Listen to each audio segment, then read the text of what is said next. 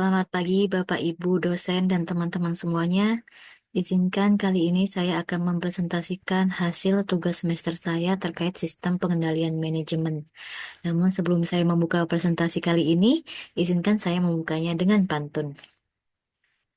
Minum segelas air hangat. Biar manis, tambahkan coklat. Selamat pagi wahai sahabat. Pagi ceria, makin semangat. Satu lagi izinkan saya membuka dengan pantun. Makan bakso pakai cuka. Kalau panas ditiup dulu. Sebelum presentasi ini saya buka, izinkan saya mengucapkan salam terlebih dahulu. Assalamualaikum warahmatullahi wabarakatuh. Selamat pagi Bapak, Ibu, dan teman-teman Universitas Cyber Asia semuanya. Kali ini saya akan mempresentasikan hasil jawaban tugas semester Sistem Pengendalian Manajemen saya. Sebelumnya nama saya Jihan Rana Fevitasari, nomor induk mahasiswa 24030102072.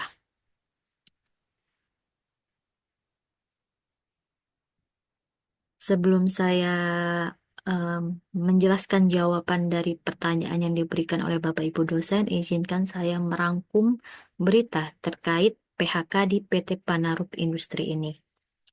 Jadi semula berawal dari PHK massal yang dilakukan oleh PT Panarup Industri. PT Panarup Industri ini telah melakukan PHK terhadap sekitar 1.214 karyawan sejak Januari 2023. Dengan total diperkirakan mencapai 2.000 karyawan. PHK ini dilakukan sebagai langkah efisiensi menghadapi penurunan permintaan global, terutama dari pasar Amerika dan Eropa. Kementerian Ketenagakerjaan meminta perusahaan untuk mematuhi aturan terkait PHK, termasuk memenuhi hak-hak karyawannya.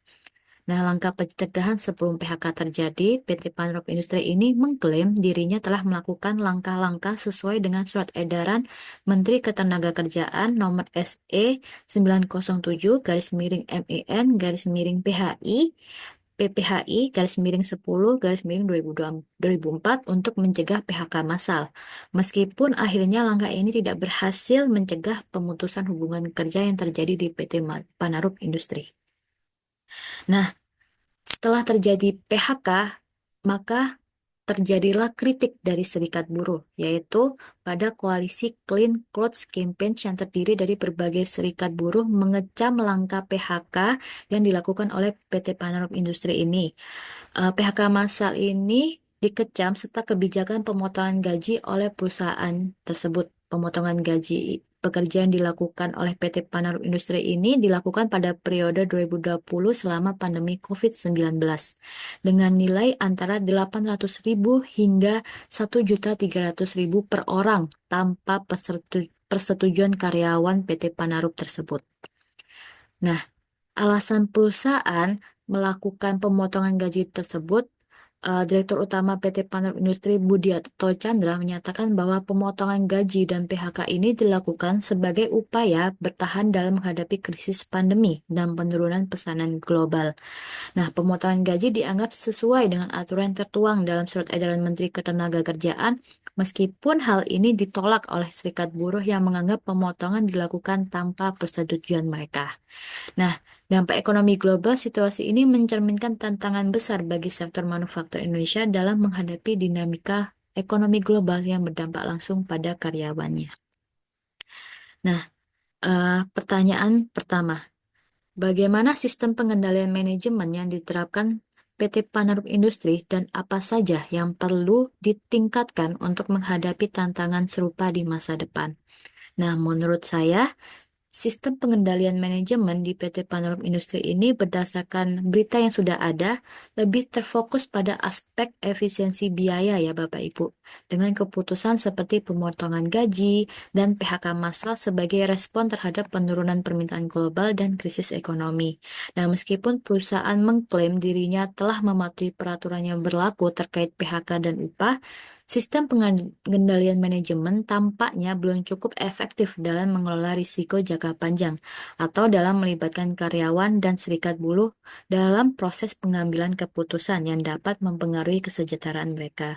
Nah, untuk menghadapi tantangan serupa di masa depan, menurut saya PT Paneruk Industri ini perlu memperkuat pengendalian manajemennya dengan meningkatkan transparansi dalam komunikasi di internal, memperkenalkan sistem feedback yang lebih inklusif, dan mengembangkan mekanisme partisipasi atau partisipatif untuk melibatkan karyawan dalam perencanaan yang strategis.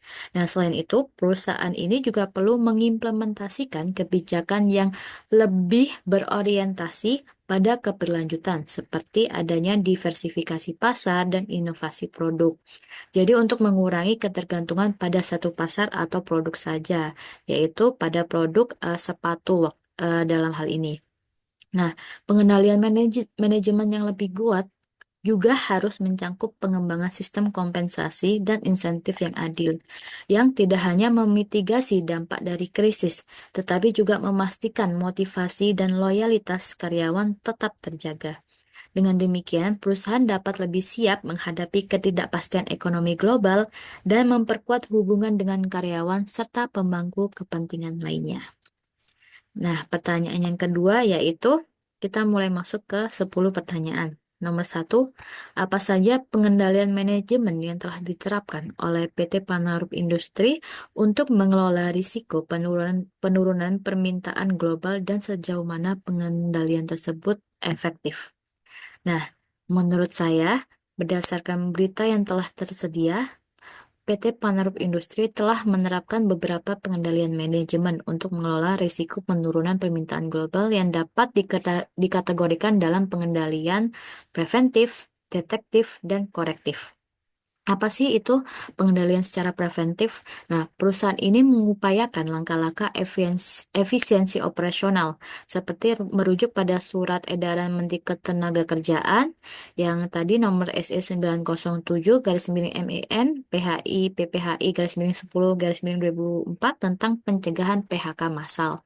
Nah, langkah ini itu bertujuan untuk meminimalkan dampak buruk terhadap karyawan dan mempertahankan kelangsungan bisnis. Nah, secara detektif, pengendalian secara detektif merupakan perusahaan bisa memantau tren penurunan permintaan dari pasar global, terutama di Amerika dan Eropa, untuk mengidentifikasi risiko lebih awal. Nah, kalau secara korektif, pengendalian secara korektif, PT Paneruk Industri akhirnya melakukan kebijakan pemotongan gaji selama pandemi COVID-19, serta PHK massal sejak tahun 2023, yang dianggap sebagai solusi terakhir guna menjaga keberlangsungan dan keberlanjutan perusahaan. Namun, efektivitas pengendalian ini masih dipertanyakan. Walaupun pemotongan gaji dan efisiensi bertujuan untuk mencegah PHK, faktanya ribuan karyawan tetap kehilangan pekerjaannya. Nah, selain itu, kebijakan pemotongan gaji dilakukan tanpa komunikasi yang cukup dengan karyawan atau serikat buruh, sehingga menimbulkan konflik industrial. Penurunan permintaan global memang menjadi faktor eksternal yang sulit dikendalikan oleh perusahaan. Namun, kurangnya strategi inovatif dalam diversifikasi pasar atau lini produk mereka ini menunjukkan bahwa pengendalian yang diterapkan lebih berfokus pada pengelolaan dampak jangka pendek daripada pencegahan risiko jangka panjang mereka.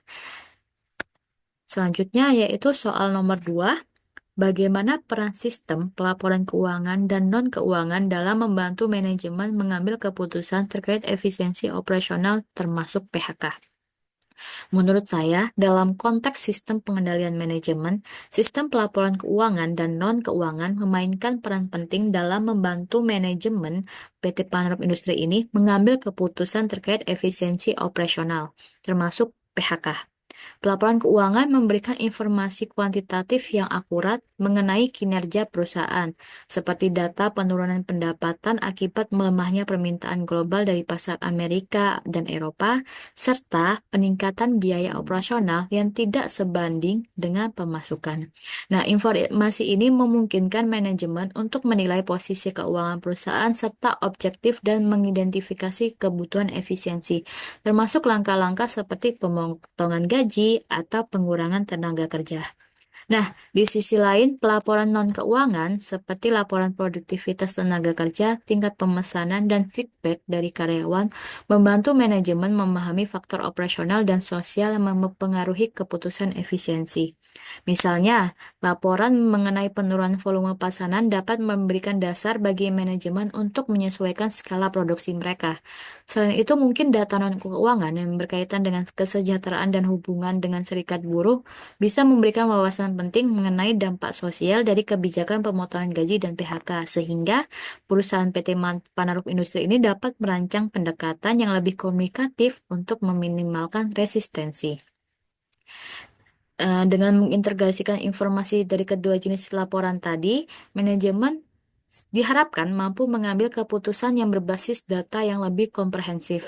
Namun, berdasarkan berita yang ada menunjukkan bahwa pengambilan keputusan PT Panaruf Industri ini, terutama dalam hal pemotongan gaji dan PHK, kurang memanfaatkan pelaporan non-keuangan secara efektif, sehingga menimbulkan konflik industrial dan memperburuk hubungan dengan serikat buruh mereka. Nah, hal ini menunjukkan perlu peningkatan penggunaan pelaporan non-keuangan dalam proses pengambilan keputusan untuk mencapai keseimbangan antara efisiensi operasional dan keberlanjutan sosial. Soal ketiga yaitu apakah PT Panaruf Industri memiliki sistem monitoring terhadap dampak keputusan strategis seperti pemangkasan upah dan PHK pada kinerja karyawan dan produktivitas perusahaan? Menurut saya, berdasarkan berita yang ada, PT Panaruf Industri ini tampaknya belum memiliki sistem monitoring yang komprehensif untuk mengevaluasi dampak keputusan strategis seperti pemangkasan upah dan PHK terhadap karyawan dan produktivitas perusahaan. Nah, kenapa? Dalam sistem pengendalian manajemen ini, monitoring sangat penting untuk memastikan bahwa keputusan strategis tidak hanya menghasilkan efisiensi, tapi juga mendukung keberlanjutan organisasi. Nah, meski perusahaan menyebut bahwa kebijakan pemangkasan upah dilakukan sudah sesuai mekanisme hukum dan PHK dipilih sebagai langkah terakhir akibat penurunan permintaan global, namun tidak ada indikasi bahwa perusahaan secara sistematis memantau dampak keputusan tersebut terhadap moral karyawan, tingkat turnover, atau output produktivitas. Nah, ketidakhadiran monitoring ini tercermin dalam munculnya konflik dengan serikat buruh, seperti kritik dari koalisi Clean Clothes Campaigns mengenai kurangnya transparansi dan diskusi terkait pemotongan gaji mereka. Nah, untuk meningkatkan efektivitas pengendalian manajemen, PT Panarop Industri ini mungkin perlu ya mengembangkan sistem monitoring yang lebih terintegrasi. Nah, sistem ini harus mencakup Key Performance Indicator atau KPI yang tidak hanya berfokus pada metris keuangan seperti pengurangan biaya operasional atau stabilitas cash flow, tetapi juga pada indikator non-keuangan mereka, seperti tingkat kepuasan karyawan, moral kerja, atau bahkan produktivitas setelah terjadinya PHK. Nah, dengan sistem monitoring yang lebih baik, perusahaan dapat mengidentifikasi nih dampak negatif dari keputusan strategi yang lebih dini. Mungkin dapat memungkinkan manajemen untuk merancang solusi yang lebih adaptif ya, dan seimbang antara efisiensi biaya dan keberlanjutan tenaga kerja. Hal ini juga dapat membantu memitigasi konflik industrial dan meningkatkan hubungan dengan karyawan serta serikat buruh. Masuk ke soal 4, sejauh mana PT Panarop Industri melibatkan karyawan dan serikat buruh dalam proses pengambilan keputusan untuk menghindari konflik yang berkepanjangan. Nah, menurut pendapat pribadi saya, berdasarkan berita yang sudah ada, teman-teman, PT Panarop Industri ini tampaknya memiliki keterbatasan dalam melibatkan karyawan dan serikat buruh secara mendalam ya, dalam proses pengambilan keputusan terkait langkah-langkah untuk menghindari PHK massal, sehingga terjadilah konflik yang berkepanjangan. Nah, meskipun perusahaan sudah mengklaim telah mengikuti mekanisme yang telah diatur dalam Surat Edaran Menteri Ketenagakerjaan tentang pencegahan PHK massal, laporan dari Koalisi Clean Clothes Campaigns dan Serikat Buruh menyebutkan adanya pemotongan gaji yang dilakukan tanpa diskusi atau kesepakatan mereka. Nah, hal ini mengindikasikan kurangnya transparansi dan komunikasi dalam pengambilan keputusan. Selain itu, pemangkasan upah berdasarkan kebijakan no work, no pay juga dinilai menyalahi prinsip musyawarah sebagaimana diatur dalam pasal 93 Undang-Undang Nomor 13 Tahun 2003, terutama karena keputusan tersebut dianggap lebih berpihak pada kepentingan perusahaan sendiri. Nah, sikap ini menimbulkan ketidakpuasan yang mendorong protes dari serikat buruh. Tentunya bisa memperburuk hubungan industrial di perusahaan. Oleh karena itu, keterlibatan yang lebih intensif, transparan, dan inklusif dengan serikat buruh dan karyawan bisa menjadi sangat penting untuk menghindari konflik serupa di masa mendatang. Lanjut yaitu soal nomor 5. Apakah perusahaan memiliki mekanisme feedback untuk mengevaluasi dan memperbaiki proses manajemen risiko, khususnya dalam situasi krisis ekonomi global? Nah, menurut saya, berdasarkan informasi yang sudah tersedia, tidak terdapat indikasi bahwa PT Panarop Industri memiliki mekanisme feedback yang terstruktur untuk mengevaluasi dan memperbaiki proses manajemen resiko mereka, terutama dalam situasi krisis ekonomi global. Keputusan perusahaan untuk melakukan PHK massal dan pemotongan gaji tanpa musyawarah terlebih dahulu tampaknya dilakukan sebagai respon reaktif terhadap menurunnya permintaan pasar tanpa adanya pelibatan langsung nih dari karyawan atau serikat buruh dalam proses evaluasi mereka. Nah, meskipun perusahaan menyebutkan bahwa langkah-langkah tersebut telah sesuai dengan aturan yang berlaku, tapi kurangnya transparansi dan dialog dengan pemangku kepentingan internal menunjukkan bahwa mekanisme untuk mengumpulkan dan mengintegrasi masukan dari karyawan dalam pengelolaan risiko belum diimplementasikan secara optimal. Nah, dalam situasi seperti ini, pengembangan mekanisme feedback yang melibatkan seluruh pihak terkait seperti forum diskusi atau survei internal menjadi penting untuk memperkuat kemampuan perusahaan dalam menghadapi krisis sekaligus menjaga hubungan industrial yang harmonis antara perusahaan dengan karyawannya. Next, kita masuk ke soal 6. Bagaimana struktur anggaran dan kebijakan anggaran perusahaan mendukung atau menghambat perusahaan dalam menghadapi tekanan ekonomi global? Nah, teman-teman, struktur anggaran dan kebijakan PT Panarop Industri ini cenderung reaktif dengan fokus utama pada pengurangan biaya tenaga kerja melalui PHK massal dan pemotongan upah untuk menghadapi tekanan ekonomi global. Langkah ini itu meski mengurangi beban operasional jangka pendek justru akan menimbulkan konflik dengan serikat buruh dan merusak stabilitas hubungan industrial. Kebijakan anggaran perusahaan kurang memprioritaskan alokasi dana untuk memitigasi resiko jangka panjang seperti diversifikasi pasar atau ekspansi ke wilayah non-Amerika atau Eropa, atau bisa juga investasi teknologi untuk meningkatkan efisiensi produksi. Nah, ketergantungan pada pasar tradisional dan minimnya inovasi inilah yang membuat perusahaan rentan terhadap fluktuasi permintaan global. Untuk masa depan, PT Panarop menurut saya sangat perlu membangun struktur anggaran yang lebih fleksibel dengan menyisihkan dana darurat atau contingency fund, meningkatkan alokasi untuk mengembangkan pasar baru dan otomatisasi produksi, serta perlu melibatkan serikat buruh dalam perencanaan strategis guna mengurangi ketegangan sosial. Nah, dengan demikian, perusahaan diharapkan dapat mengurangi ketergantungan pada kebijakan penghematan ekstrim dan membangun ketahanan yang lebih berkelanjutan. Kita masuk ke soal 7, yaitu apakah PT Panarop Industri memiliki pengendalian strategis untuk memastikan keberlanjutan bisnis, seperti diversifikasi pasar atau inovasi produk. Nah, selain hanya berfokus pada efisiensi biaya. Nah, berdasarkan berita tadi, tidak ada bukti ya teman-teman yang menunjukkan bahwa PT Panarop Industri ini memiliki pengendalian yang strategis dan komprehensif untuk memastikan keberlanjutan bisnis melalui langkah-langkah seperti diversifikasi pasar atau inovasi produk. Justru, menurut saya, fokus utama PT Panarop Industri itu tampaknya lebih diarahkan pada efisiensi biaya, ya kan? Seperti pemangkasan upah dan PHK massal.